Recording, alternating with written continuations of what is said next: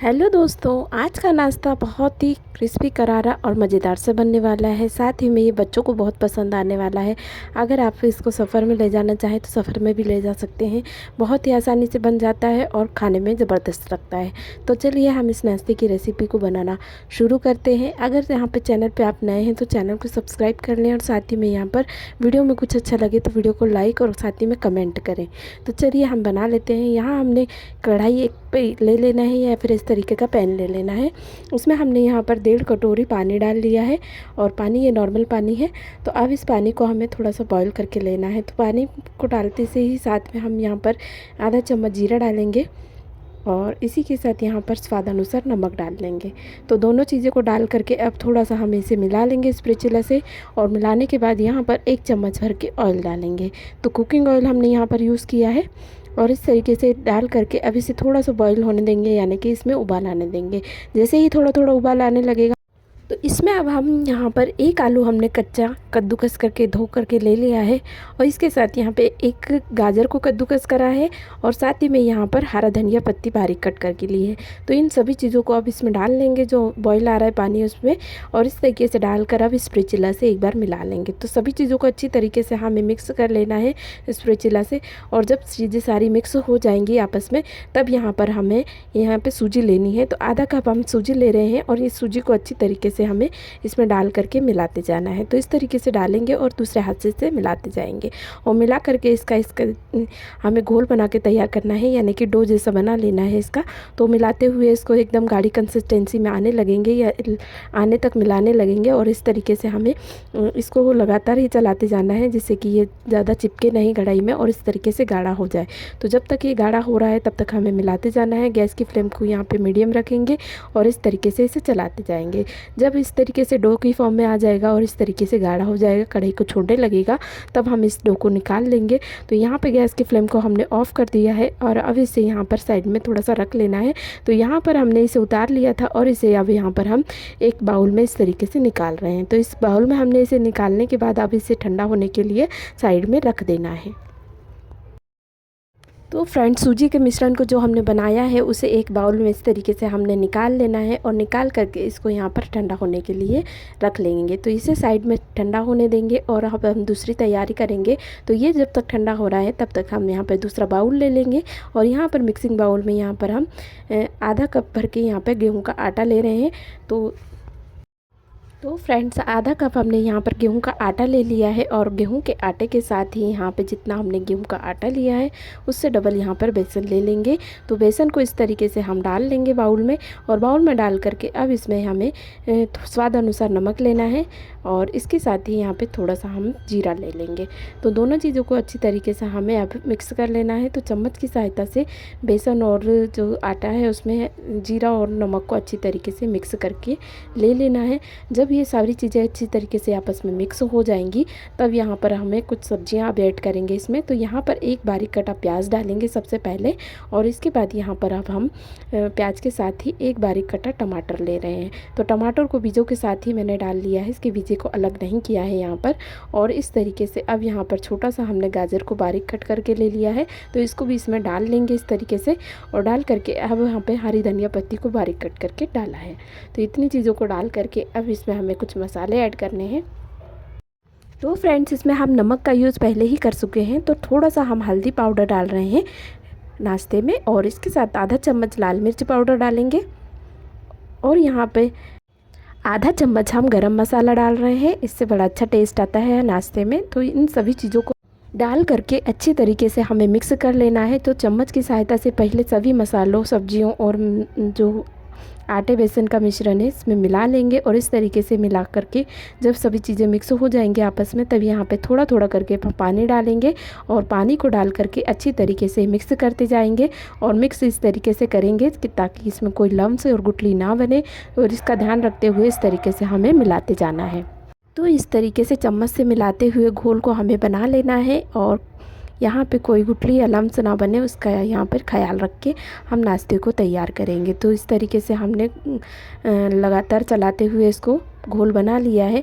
घोल को बनाने के बाद भी हमें इसे फेंटते हुए मिला लेना है ताकि नाश्ता हमारा अच्छी तरीके से फ्लफ़ी सा बन के तैयार हो और खाने में मज़ेदार लगे। तो इस तरीके से थोड़ा सा फेंटते हुए चम्मच से मिला लेंगे और मिलाने के बाद कुछ घोल इस तरीके से रेडी जब हो जाएगा तब हमें इसमें खाने का सोडा 2 से 3 चुटकी इस तरीके से डाल लेना है और डाल करके फिर से इसको अच्छी तरीके से चम्मच से मिला करके ले लेंगे। तो इस तरीके से हमने खाने का सोडा डाल लिया है और इसको अब अच्छी तरीके से मिक्स करके मिला लेंगे और मिला करके थोड़ा सा फेंटते हुए मिलाएंगे ताकि जो हमारा सोडा है वो अच्छी तरीके से सारे नाश्ते में फैल जाए और नाश्ता हमारा अच्छी तरीके से बन करके तैयार हो जाए।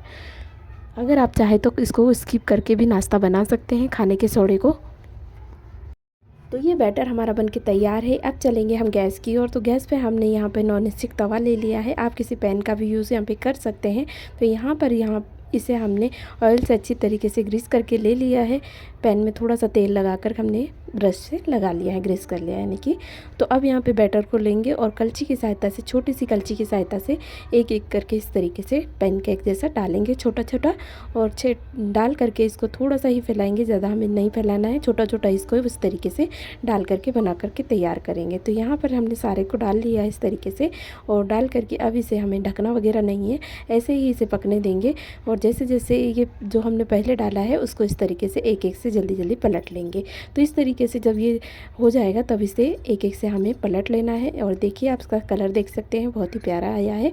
तो इसी तरीके से हम सारे नाश्ते को पलटी कर लेंगे और पलटी करके यहाँ पे दूसरी बाजू को भी सेक करके ले लेंगे। तो दूसरी बाजू को सेकने के लिए यहाँ पे थोड़ा सा ऑयल हम और लगा लेंगे और अच्छी तरीके से दूसरी बाजू को भी इसकी सेक करके ले लेंगे।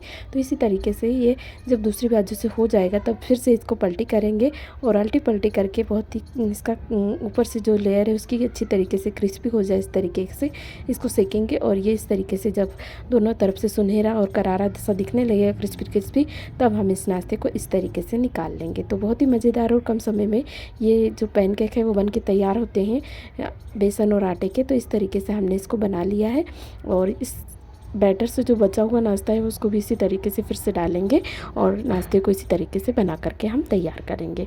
तो इस तरीके से हमने फिर से डाल लिया है और अब की बारी में हमने 5 डाल लिए थे। तो बचे हुए सारे बैटर के हमने इस तरीके से बना लिए हैं डाल करके। और इसको भी जब ये नीचे के साइड से हो जाएंगे तब इसको पलटी करेंगे। तो फ्रेंड्स यहाँ पर एक एक से हम नाश्ते को इस तरीके से पलटी करके ले लेंगे और पलटने के साथ ही यहाँ पर सब नाश्ते को थोड़ा सा हमें ऑयल से ग्रीस कर लेना है और फिर से इसकी दूसरी बाजू को सेक लेना है। तो यहाँ पर इस तरीके से हमने पलट लिए हैं सभी को और इसकी दूसरी बाजू को सेकने के लिए हमें 1 से 2 मिनट और लगेंगे। और दूसरी बाजू भी जब अच्छी तरीके से सेक जाएगी तब हमें इसे फिर से पलटी कर लेना है और पलट करके यहाँ पर अल्टी पलटी करके इसके क्रिस्पी होने तक नाश्ते को सेकना है। और जैसे ही ये नाश्ता पहले जैसा ही क्रिस्पी और करारा सा दिखने लगेगा, सुनहरा होने लगेगा, तब हमें इसे नाश्ते को एक एक से यहाँ पर प्लेट में निकाल लेना है। तो नाश्ता इस तरीके से कुछ बन करके तैयार है हमारा। तो बहुत ही मज़ेदार और कम समय में बनने वाला है गेहूं के आटे और बेसन का ये नाश्ता या पैनकेक आप बोल सकते हैं। तो बहुत ही मज़ेदार और क्रिस्पी से बने हैं, आप देख सकते हैं ऊपर से ही कितने मज़ेदार दिख रहे हैं। तो बस इस तरीके से हमने ये नाश्ता बना करके तैयार किया है। तो फ्रेंड्स इसको हम रखेंगे साइड में और हम चलते हैं जो डो हमने यहाँ पर ठंडा होने के लिए बाउल में रखा है उस डो की ओर। तो उस डो को हम यहाँ पर थोड़ा सा हाथों से छू कर देख लेंगे। तो डो हमारा अब ठंडा हो चुका है और इसको हम हाथों से अच्छी तरीके से छू सकते हैं।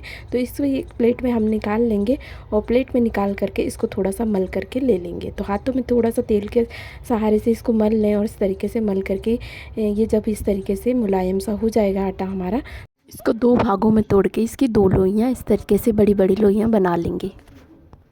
एक लोई को लेंगे और बेलन चकोटी के सहारे से इस तरीके से हमें इसकी बड़ी सी रोटी बना करके तैयार कर लेनी है।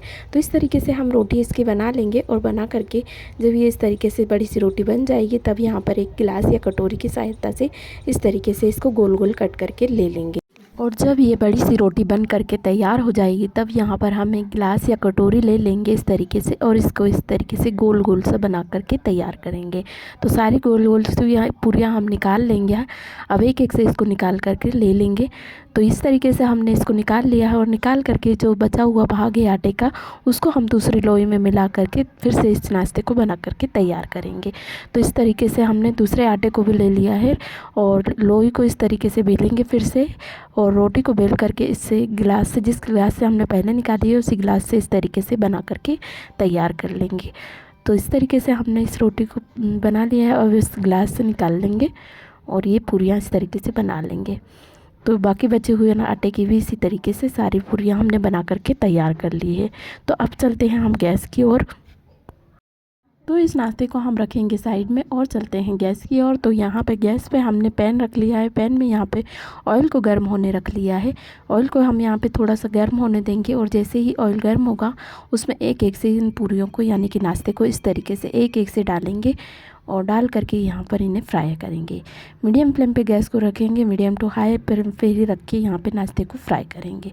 तो जैसे ही इस तरीके से अब इन्हें 2 से 3 मिनट इस तरीके से फ्राई होने देंगे। तो मीडियम टू हाई रखा है गैस को, इस तरीके से हमने इसे फ्राई कर लिया है।